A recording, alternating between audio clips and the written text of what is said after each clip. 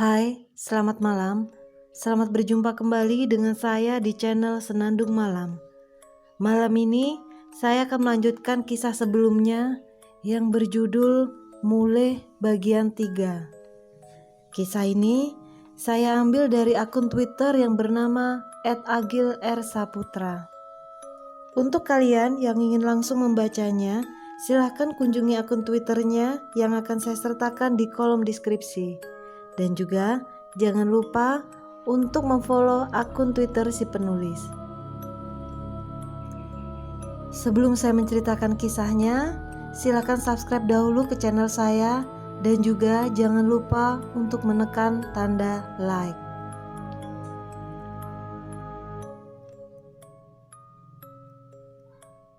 Hari ke-14 sepeninggalan Bapak. Hari pun berlalu dengan biasa saja. Kabar tentang pulangnya Bapak setelah meninggal dan mengobati wanita itu segera cepat tersebar. Begitu juga dengan insidenku di rumah tempo hari, mendadak menjadi perbincangan seluruh warga desa. Apakah sudah tak ada gangguan yang aku alami? Sebenarnya tidak juga. Hanya saja kini gangguannya tak semenyeramkan dulu ketika aku belum setuju untuk menerima keris itu. Kini banyak suara tak wajar yang sering kudengar, seperti langkah kaki, suara nafas, dan aroma wangi khas Bapak. Untungnya sekarang tak ada lagi wujud yang menampakiku.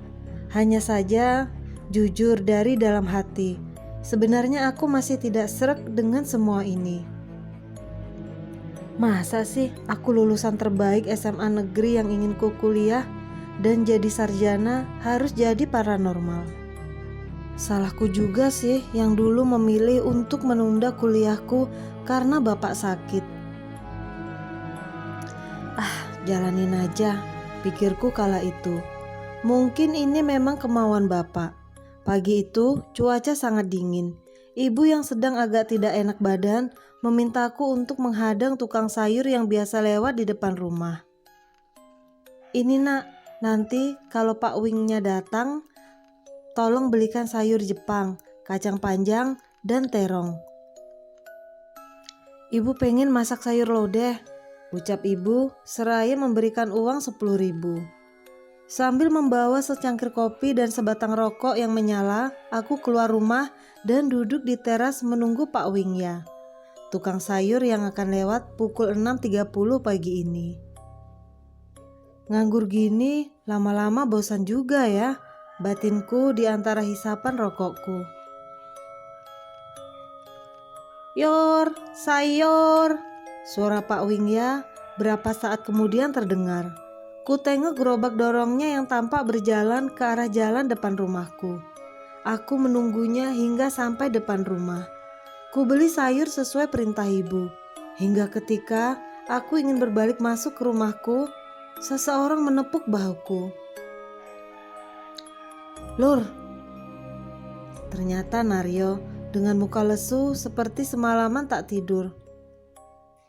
Woi, kenapa? Tumben pagi-pagi. Mau belikan asin? Tanyaku acak. Enggak, Kir. Aku pusing. Bingung mau cerita dengan siapa, katanya sambil merangkul dan agak menyeretku menjauh dari gerombolan ibu-ibu yang tengah memenuhi gerobak Pak Wingya. Apa sih? Ayo masuk aja ke dalam sambil ngopi, jawabku yang kini menyeret Naryo berjalan masuk ke dalam rumahku. Sebentar, aku letakkan ini dulu di belakang. Sama aku bikinin kopi sekalian, ucapku sambil berjalan ke dapur memberikan sayur itu kepada ibu. Singkat cerita, setelah membuat kopi, aku kembali ke ruang tamu, menemui Naryo yang tampak resah itu. Gimana Bel, ada apa? Tanyaku seraya meletakkan segelas kopi panas di depan kawanku itu. Leleku mati semua. Kayaknya ada yang ngasih racun, kata Naryo lemas. Loh, beneran? Apa tidak kamu jaga semalam? Ucapku. Tidak, aku ketiduran. Baru aku periksa tadi pagi. Ikannya sudah ngambang semua. Bingung aku. Ini kalau ibuku tahu pasti nangis. Gimana ini? Mana modalku masih hutang, kata Naryo memelas. Terus gimana ini? Kira-kira menurutmu lah siapa ini? Tanyaku. Naryo terdiam sejenak, menghela nafasnya dan berkata, jelas Solikin Niki. Kelakuannya Solikin, katanya dengan marah. Pak Solikin? Hus, jangan ngawur, jangan menuduh dulu kamu, kataku. Siapa lagi?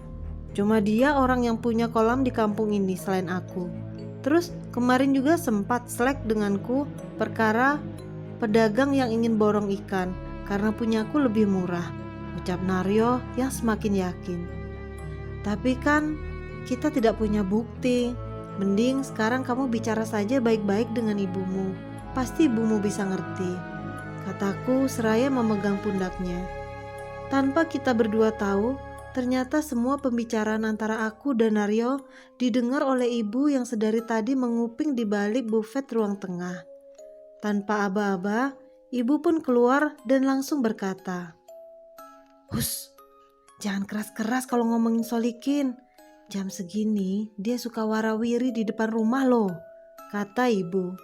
Aku dan Naryo terlihat celingak-celinguk yang langsung disuruh masuk oleh ibu untuk sarapan. "Sudah sini, dibicarakan di dalam sambil sarapan," kata ibu yang juga mengajak Naryo untuk masuk ke ruang makan. Kami pun makan bersama. Tampak Naryo yang sepertinya tak selera, dan ibu pun mulai membuka percakapan. Pak Solikin itu memang agak antik kok orangnya. Bisa juga loh kalau dia yang melakukan itu, kata ibu tiba-tiba membuatku seketika menghentikan makanku. Kok bisa bicara seperti itu sih, Bu? Tanyaku mengernyitkan dahi. Masa kamu lupa sih siapa yang dulu menembak kucing-kucing kita? Kata ibuku. Di sini aku jadi ingat. Dulu mungkin sekitar 10 tahunan yang lalu, aku punya 3 kucing ditembak oleh Pak Solikin gegara dituduh sering mencuri ikan di kolamnya. Kebetulan rumahnya hanya selisih 1 rumah dengan rumahku. Aku ingat betul dulu suatu pagi 3 kucingku terkapar di depan rumah dalam keadaan mati.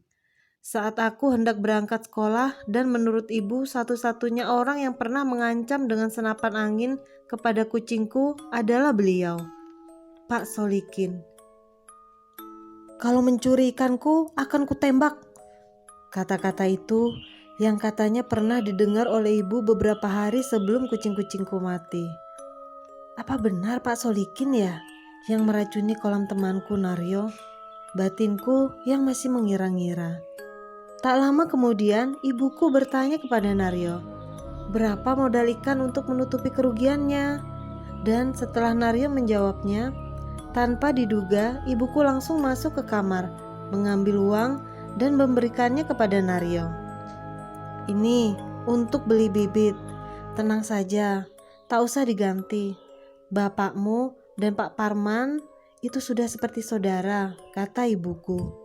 Naryo yang sempat menolak akhirnya menerima pemberian ibu itu setelah sedikit aku bujuk. Santai, ucapku kepada Naryo. Ibu pun memberikan pesan agar Naryo melakukan pengintaian di kolamnya. Beliau juga mengizinkan aku untuk ikut, untuk membuktikan siapa pelakunya.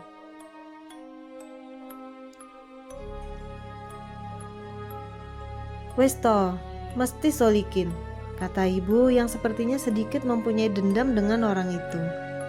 Obrolan di meja makan itu pun selesai. Naryo pulang dengan penuh kelegaan. Dan setelah beberes dan sejenak bersantai, Pak Dekarjo dan Lek Minto pun datang. Hah, orang ini lagi, batinku. Malah saat mendengar suara mereka memasuki ruang tamu. Piye Kir, sehat toh? Gimana Kir, sehat kan? Sapa Lek Minto ketika masuk di ruang tengah. Sehat Li, sarapan Lek. Sehat Paman, sarapan Paman, jawabku basa-basi. Sementara Pak De langsung masuk menuju dapur untuk membuat kopi. Seperti biasa, akan ada obrolan serius jika Pak De sudah membuat kopi. Dan benar saja, Setelah itu, kita semua berkumpul di ruang tamu, termasuk ibu yang kini sudah tampak santai menanggapi omongan Pak D dan Paman. Seperti yang aku duga, topik pembicaraan akan berawal dari misteri kepulangan Bapak tempo hari yang mendatangi salah satu pasiennya.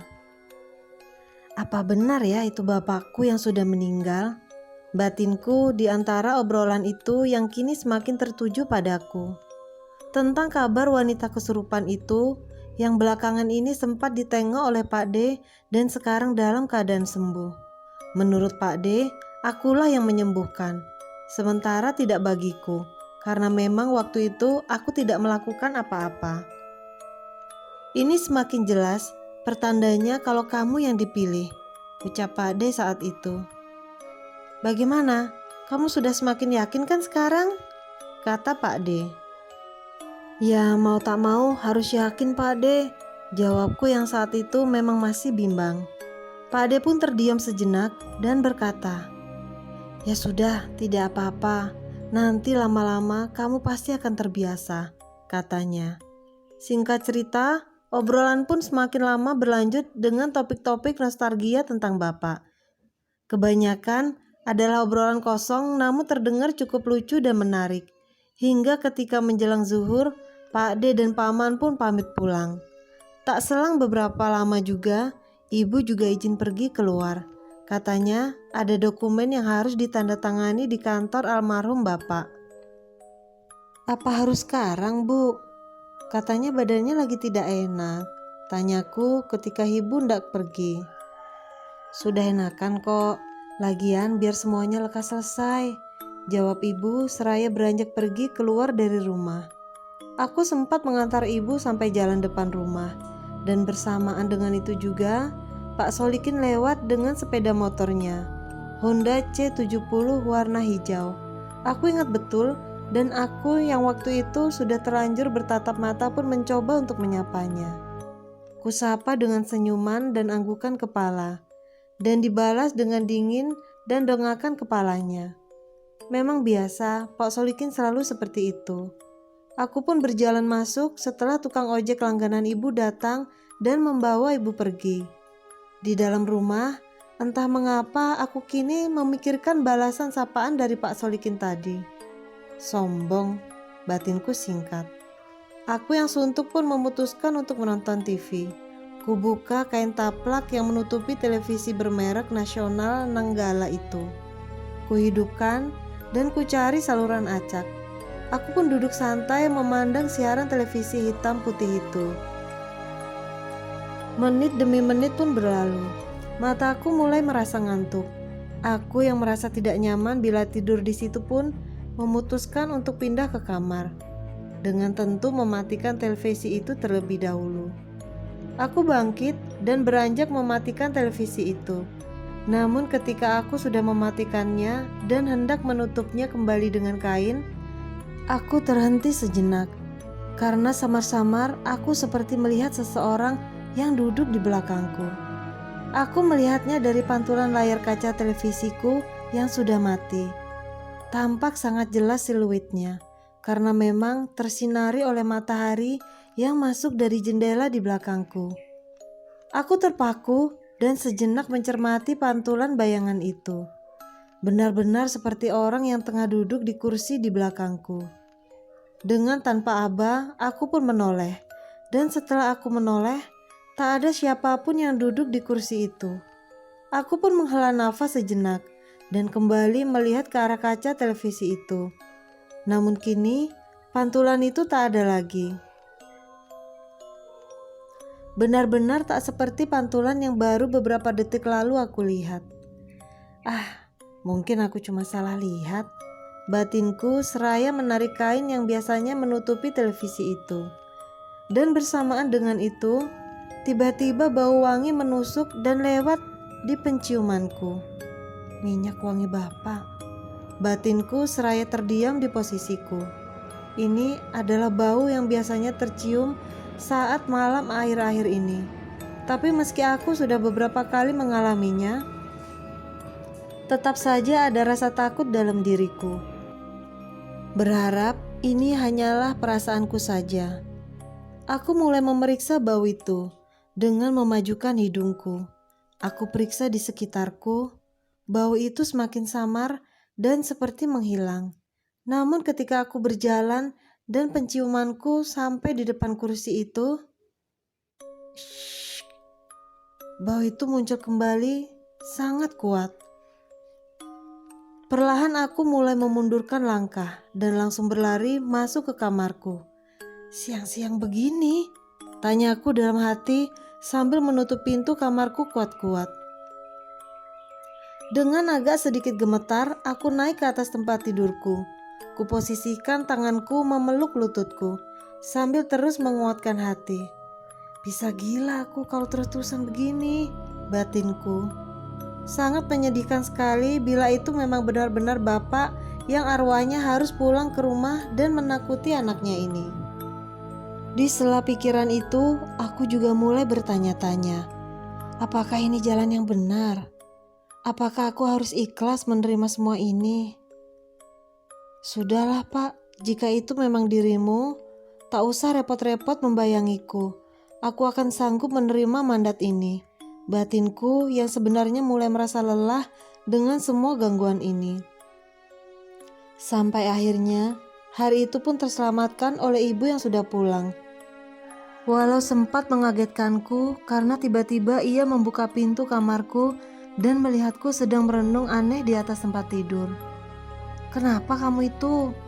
Makan dulu, itu ibu belikan mie ayam," kata ibu yang membuatku segera beranjak dan keluar dari kamar.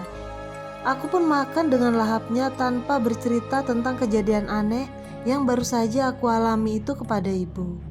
Selesai makan, aku pun bersantai di ruang tamu. Dengan lagi-lagi kunikmati sebatang rokok sambil melamun menatap jendela. Tak lama kemudian, Naryo datang. Seperti biasa, ia menerobos masuk tanpa mengetuk pintu. Kini dengan wajah yang sumringah.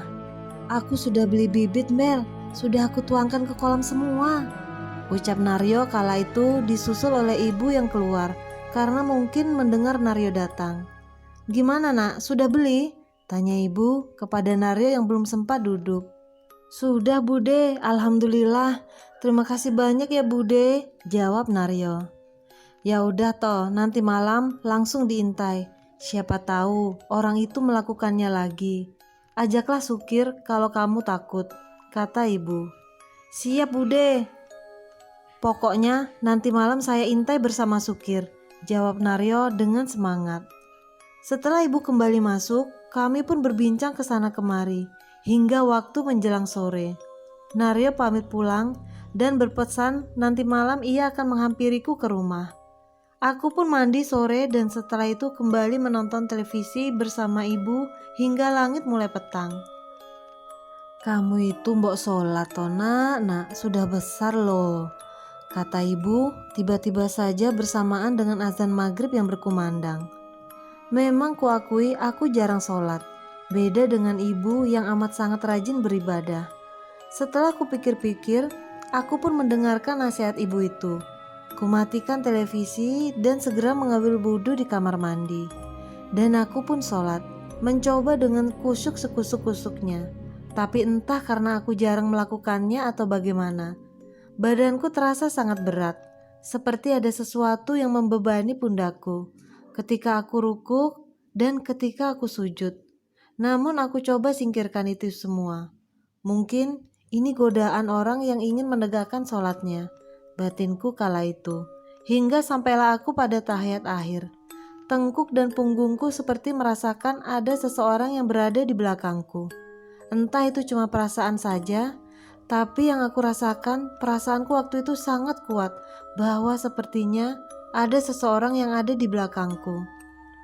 Itu tentu sedikit membuat bacaan doaku menjadi berantakan. Namun aku masih mencoba untuk menepisnya. Tapi kali ini semua berubah dalam waktu beberapa detik saja. Ketika samar-samar aku mendengar doa di belakangku. Suaranya membisik namun cukup jelas. Waduh, batinku yang kini mulai memejamkan mata dan ingin segera menyelesaikan sholatku. Namun apa yang terjadi? Suara itu kini justru terdengar semakin mendekat Dan ternyata tidaklah doa yang dia ucapkan, melainkan namaku. Sukir, Sukir, Sukir, Sukir, Sukir. Ya, itu suara Bapak. Walau nadanya berbisik, tapi aku tahu betul itu suaranya. Dengan terpaksa, aku pun menghentikan sholatku yang hampir selesai itu, sambil menutup mukaku karena takut. Masih aku dengar suara itu. Nafasnya dingin menerpa tengkukku.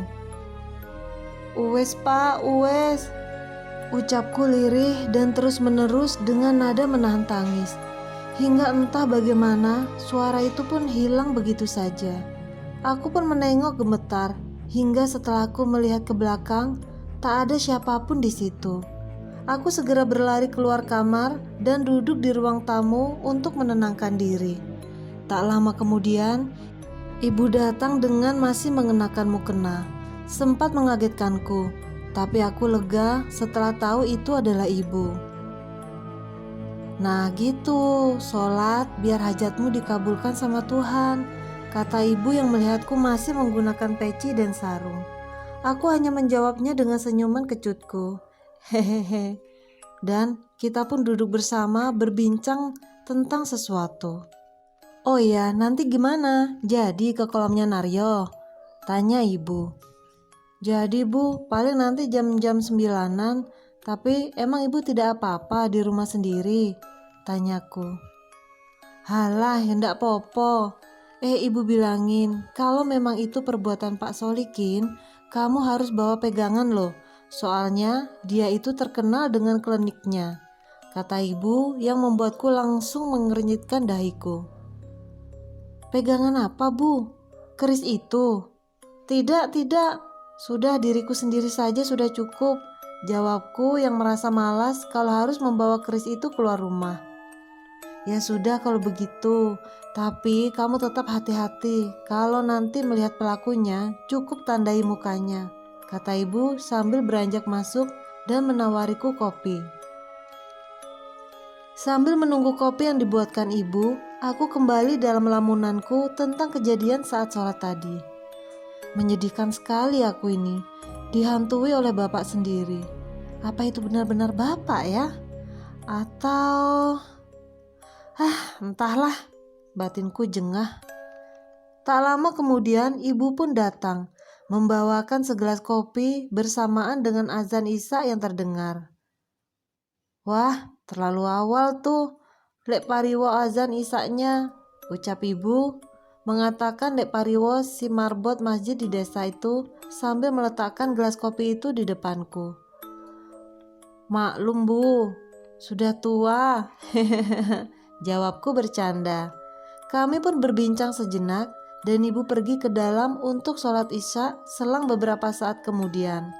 Aku yang sempat disuruh oleh ibu untuk sholat juga hanya bisa mengiyakan tanpa punya keinginan untuk melaksanakannya. Jujur, aku masih terngiang kejadian saat maghrib tadi. Singkat cerita, menit demi menit berlalu dan aku masih duduk di ruang tamu menunggu kedatangan Naryo. Sekitar pukul 21.00, ibu keluar dan berkata ingin tidur terlebih dahulu. "Ibu tidur dulu ya, nanti pintunya dikunci saja dari luar kalau kamu mau pergi ke kolam bersama Naryo," ucap ibu sambil menguap. Aku pun mengiyakannya, dan tepat pukul 21.30, Naryo datang dengan setelan malamnya. Kupluk, senter, dan kain saru yang terselempang di pundaknya. "Ayo berangkat Bel," kata Naryo begitu masuk ke dalam rumah. Aku pun langsung bersiap dengan setelan yang kurang lebih sama. Dengan langkah pasti, kita berangkat ke kolam Naryo di ujung desa. Singkat waktu, sesampainya di sana, sebelum masuk ke gubuk, aku dan Naryo berkeliling terlebih dahulu di setiap sisi 4 kolam miliknya itu. Yang kini 2 diantaranya sudah penuh dengan ikan lele seukuran ibu jari orang dewasa. Setelah selesai, kita pun masuk ke gubuk, menyalakan lampu teplok dan membakar obat nyamuk. "Terus ngapain aja ini kita di sini?" tanyaku. "Ya sembunyi toh, namanya juga mengintai." Kami sempat membakar ketela dan berbincang terlebih dahulu sampai sekitar pukul 00.00. Dinginnya angin malam itu membuat kita mengantuk dan kita pun memutuskan untuk masuk ke dalam gubuk. Lentera sudah diturunkan dan diletakkan di sudut bawah gubuk agar cahayanya tak begitu terlihat dari luar. Kita pun mulai merebahkan tubuh kita masing-masing. Mencari posisi ternyaman di amben yang seharusnya hanya cukup untuk satu orang itu. Hingga suara binatang malam pun menghipnotis kita untuk terlelap. Entah berapa lama, semua hilang karena lelapku. Hingga kalau tidak salah sekitar hampir pukul 2 dini hari, Naryo membangunkanku. "Hei, bangun Bel. Hei, hei," bisik Naryo sambil menggoyang-goyangkan tubuhku. "Kamu dengar tidak?" kata Naryo lagi ketika aku sudah terbangun. "Dengar apa?" jawabku seraya mengusap mataku. "Shh, diam dulu," kata Naryo pelan. Dan beberapa detik setelah itu terdengar suara orang terbatuk-batuk.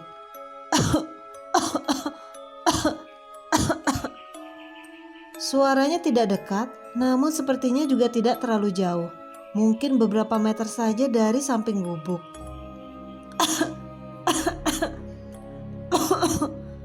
Suara batuk itu masih terdengar. Naryo langsung bangkit meraih senter.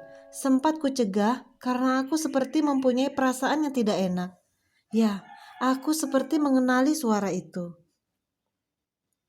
Tapi akhirnya aku dan Naryo pun memutuskan untuk keluar. Kami mengarahkan senter ke sudut-sudut kolam dengan suara batuk yang masih terdengar jelas dan menggema. Aku yakin sekali dengan suara ini. Namun rasanya aku tak punya motif untuk memberitahukannya kepada Naryo.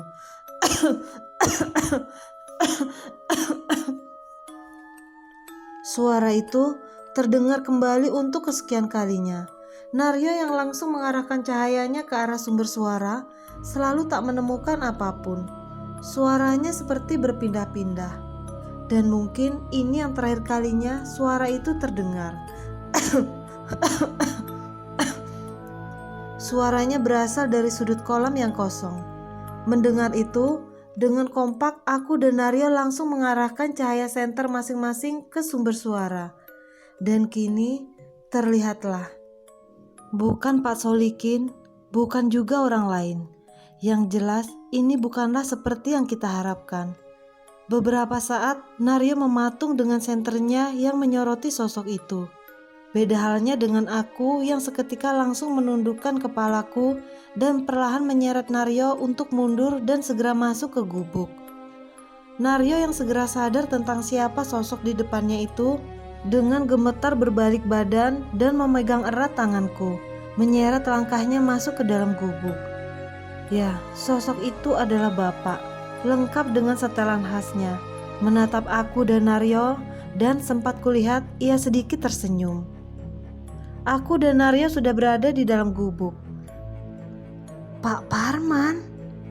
"Bel, bapakmu," kata Naryo seperti menerangkan sekaligus bertanya denganku. Antara rasa takut dan harus tetap terlihat tenang bercampur dalam hatiku. "Tenang Bel, tenang."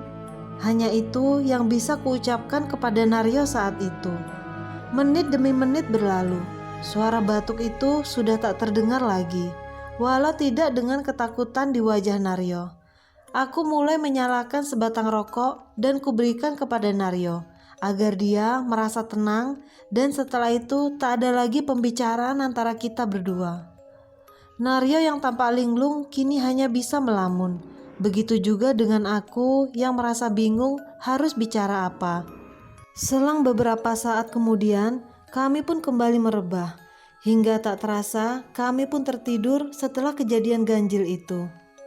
Singkat cerita, kami pun terbangun keesokan harinya. Wajah Naryo yang terlihat pucat langsung berbicara kepadaku. "Asli, kalau semalam itu seperti mimpi.